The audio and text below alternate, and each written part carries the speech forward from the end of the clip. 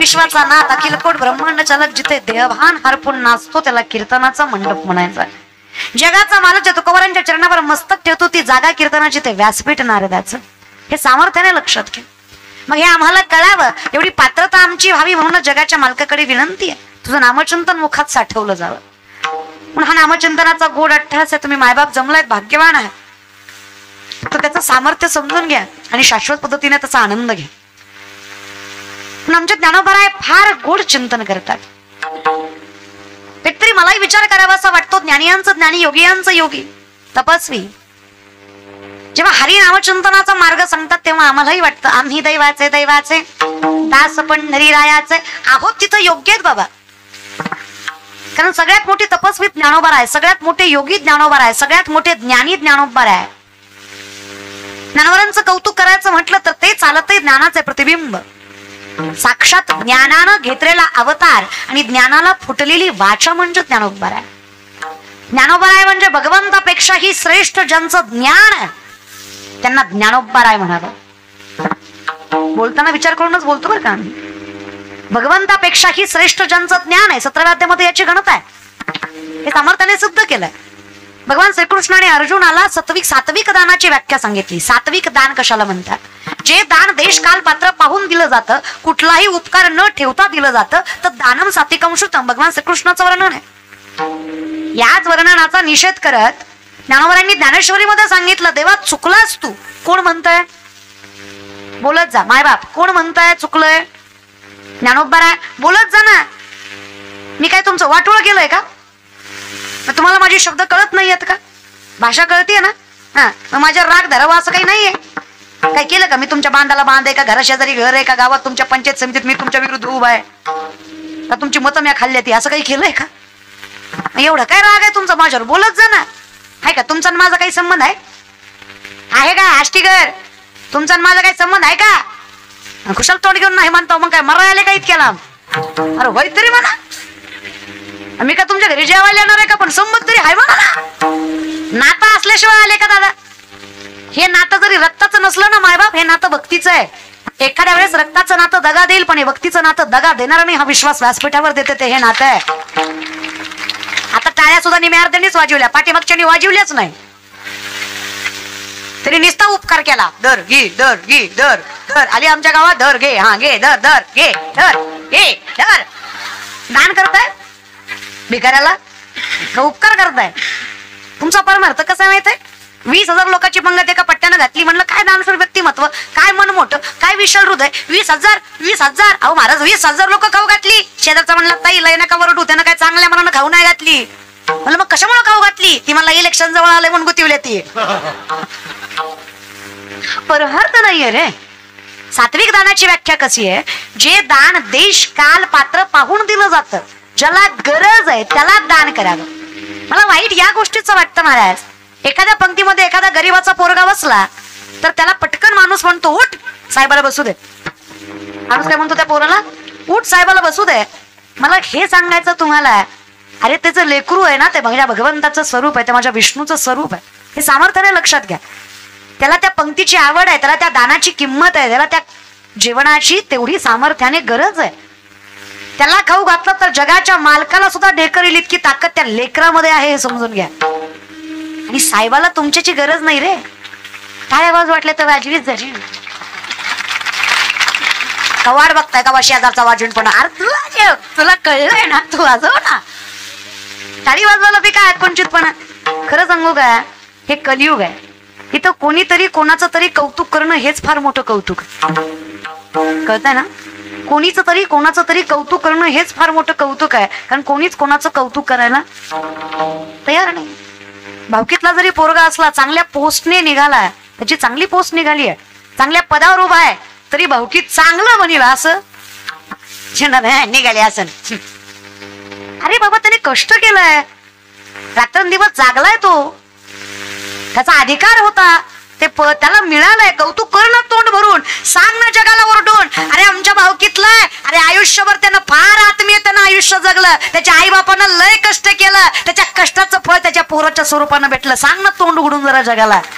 कर त्या पोराचं कौतुक. कष्ट केलं रे त्याने, जगाचा मालक कुणालाही देत नाही ना. पण माणसं कौतुकच करायला तयार नाही.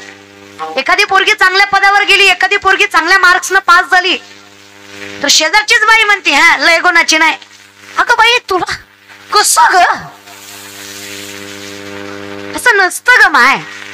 आज त्या पोरीला चांगले मार्क पडले, ती पोरगी तर चांगल्या पदावर आहे, तर तिचं काहीतरी कष्ट आहे की नाही. ती तुमच्या गावातली आहे, तुमच्या तालुक्यातली आहे, तुमच्या जिल्ह्यातली आहे, स्वाभिमान वाटू द्या ना. तसं नाही. म्हणजे इथं कलियुग आहे ना की विचित्र नीतिमत्ता लोकांची. लोक आपल्याच लोकांना खेचतात, हा फार मोठा दुर्गुण आहे. माझी विनंती आहे, कधीतरी कुणाला तरी आधाराचा हात देऊन बघा. मायबाप लेक आहे म्हणून सांगते, कधीतरी कुणाला तरी आधाराचा हात देऊन बघा. त्याच्यासाठी कदाचित तुम्हीच पांडुरंग असाल याची जाणीव त्याला होईल. इतकं सामर्थ्य तुमच्यात आहे. द्या ना कधीतरी कुणाला तरी सांगा, मी आहे नको काळजी करू. म्हणा कुणाला तरी, मी आहे ना तुझ्या पाठीशी नको काळजी करू. पण आपण तसं म्हणत नाही, माय कसं होईल तुझं. अरे गप ना. अरे आधीच तो टेन्शन मध्ये, आधीच तो मरण्याच्या दारात आहे, त्यात तो त्याला टेन्शन देतो.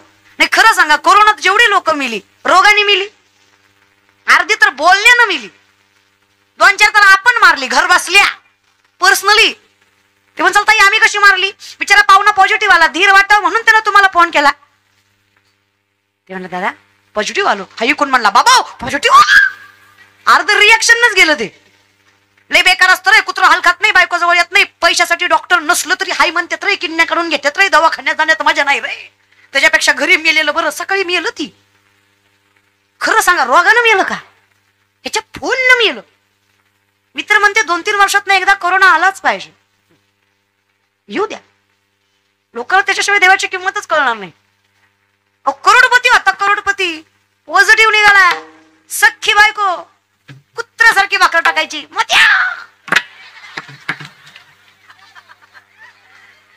मोत्या नवरा एकाच कुटीला होता. तेव्हा त्याला कळलं नाही कुणाची कुणी बाबा, देव माझा मी देवाचा, हीच माझी सत्यवाचा. जगाचा मालक अकाल तुमच्या पाठीशी आहे याची जाणीव तुम्हाला नामचिंतनाशिवाय होणार नाहीये. हे सामर्थ्य समजण्यासाठी आम्हाला योग्य ते मार्गदर्शन पाहिजेच. मी कोणाचा तरी मोठेपणा केला पाहिजे, करत जा या विषयात. मग माझं ज्ञानोबा आहे, जेव्हा जगाच्या मालकाला सांगतात, जागेवर आले का तुम्ही, कोण बोलताय, कोण, मी बोलते नाही, मी. जगाच्या मालकाची चूक कोण काढताय, ज्ञानोबा आहे. कोणाची काढतायत, जगाच्या मालकाची, विश्वाच्या नाथाची, ज्याची उत्पत्ती आहे त्या जगाच्या मालकाची चूक काढायचं सामर्थ्य ज्ञानोबारामध्ये. तर ज्ञानोबाराय विश्वाच्या नाथाला सांगतात, देवा चुकलास तू, सात्विक दानाची व्याख्या तू सांगितली, पण जे दान द्यायचं ते मिळवायचं कसं हे नाही सांगितलंस तू. अशी अपूर्ण व्याख्या सांगावी का जगाला. आता लोक काय करतील, खुन करतील आणि सप्त्यात पंक्ती घालतील, मग पुण्य भेटेल का. अन्यायो पार्जितम धनम, अन्यायानं उपजत झालेलं धन जगाच्या कल्याणाच्या कामी येत किंवा त्याचा पुण्याचा साठा पदरात पडत, हे तू जगाला का नाही सांगितलं. मग माऊली ज्ञानेश्वरी मध्ये देवाला सांगतात, जरी स्वधर्मात होते जे जे मिळे आपण याते ते ते जे बहुते सन्मान योगे. जे मिळवायचं ते स्वधर्माने मिळवा, जे द्यायचंय ते उपकार न ठेवता द्या, ते सात्विक दान. हे ज्ञानोबारांचं सामर्थ्य आहे की विश्वाच्या नाथाला चुका काढून सांगतायत. मग भगवंतापेक्षाही श्रेष्ठ ज्ञानी ते ज्ञानोबाराय. ते ज्ञानोबाराय जेव्हा म्हणतात माझ्या जीवीची आवडी पंढरपुरा नेईन गुढी, तेव्हा आम्हाला वाटतं धन्य आम्ही जन्म आलो. म्हणजे ते ज्ञानोबाराय जे योगाने परिपूर्ण आहेत. ज्ञानोबाराय म्हणजे व्यक्ती जन्माला यायच्या आधी ज्यांचं ज्ञान जन्माला आलं ते ज्ञानोबाराय. आणि येतं तुम्हाला सायंटिफिकली कुठल्याही गोष्टीचं सॅटिस्फॅक्शन पाहिजे असेल ना तर एकदा ज्ञानेश्वरी वाचा.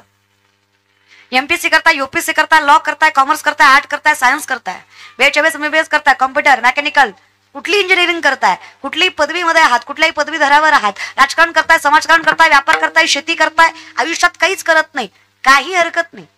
एकदा ज्ञानेश्वरी हातात घ्या, तुम्हाला काय करायचं हेही कळेल, कुठे करायचं हेही कळेल आणि कसं करायचं हेही कळेल. आणि हा भामटेपणा नाहीये रे. वारकरी संप्रदाय ट्रान्सपरंट आहे, पारदर्शक आहे. या वारकरी संप्रदायासारखा निखळ संप्रदाय तुम्हाला कुठेच सापडणार नाही. अगदी पाण्यासारखा, जे आहे ते दिसतंय, जे नाही ते नाहीच आहे. पण या कलियुगाची सगळ्यात मोठी शोकांतिका आहे, इथं देवाला मानणारी मूर्ख आहेत आणि देवाला न मानणारी शाणी आहेत. खरंय की खोटं आहे, बोलत जरे. एक काम करा, मी कीर्तन झाल्यावर माझ्या पाकिटातलं थोडं थोडं देते तुम्हाला, पण बोला. तुम्हाला वाटायचं हिनं घ्यायचं ना आम्ही बोलायचं, देते बाबा पण बोल. उपाशी बसल्यात, तू बोल मी आहे, तू बोल, मी बसलोय तू बोल, मी ऐकतोय तुझं तू बोल, मी बसलोय हाच मोठा उपकार आहे तू बोल. काय दादा हा, पण मी काय तुम्हाला शास्त्रवेद उपनिषद विचारतीये का? अगदी साध्या साध्या प्रश्नाचं उत्तर विचारते मी तुम्हाला. संसारातले साधे प्रश्न विचारते ना मायबाप, मग साध्या साध्या प्रश्नाचं उत्तर द्या ना. मी काय तुम्हाला अवघड विचारतीये का? नाही ना, साधच विचारतीये ना. मग साधं साधं सांगत जा ना मायबाप. लय अवघडात आपल्याला जायचंही नाहीये. आपल्यासाठी चहुविधी जाणं, साई शास्त्री कारण, आठराई पुराण, हरिसी गाती, आपल्यासाठी हरिमुखे, हेच फार मोठं तथ्य आहे. फार अवघडात जायचंच नाही. तुका म्हणे सोपे आहे फक्त शहाणा तो शिकवणारा, जो मार्गदर्शक आहे. आजची पिढी वाईट आहे असं तुम्ही म्हणू शकत नाही. नीट लक्ष देऊन ऐका, आजची पिढी वाईट नाहीये. तुम्हाला हे सामर्थ्याने व्यासपीठावर मान्यच करावं लागेल की पहिल्या लेकरांपेक्षा आत्ताचे लेकरं हुशार आहेत. आत्ताची बुद्धिमत्ता पहिल्यापेक्षा तल्लग्न आहे. आजकालची टेक्नॉलॉजी पहिल्यापेक्षा चांगली आहे. आजकालच्या सुविधा पहिल्यापेक्षा चांगल्या आहेत. आजकाल शिक्षणाला फार स्कोप आहे. हे तुम्हाला मान्यच करावं लागेल की पहिल्या पिढीपेक्षा आत्ताची पिढी हुशार आहे. जीवन सोपं केलंय आजच्या पिढीने. कळतंय का? लेकरं हुशार आहेत पण त्या हुशारीचा वापर चुकीच्या ठिकाणी होतो. हुशार नाहीत असं नाही आहेत, हुशार आहेत, फक्त चुकतोय ते मार्गदर्शन, चुकतोय तो मार्ग. अहो तुम्ही सांगा, आजोबाला मोबाईल कळत नाही, पोरगा 2 मिनिटात सॉफ्टवेअर मारून देईल, डोकं ना त्याला, पण हा चुकीच्या ठिकाणी वापरतोय. चुकली यावर मग. म्हणजे आपल्या लेकरांचं कसं झालंय, एक माणूस एका महाराजाकडे गेला, म्हणला वर्षात लेकरू झालं पाहिजे. खरं तर हाच विनोद आहे, पण मरू दे तिकडे. महाराज म्हणला हरकत नाही, नारळ घे, तुला वर्षात होईल. हा वर्षाने माघारी आला, म्हणला भामटा आहे तू, वर्ष झालं लेकरू नाही. महाराज म्हणला दुसरा घे, पण माणसात बुंबलू नको, झालं नाही. दुसरा दिला, हा 2 वर्षाने आला, म्हणला पक्का भामटा आहे तू, 2दा नारळ घेतला, एकदा लेकरू नाही.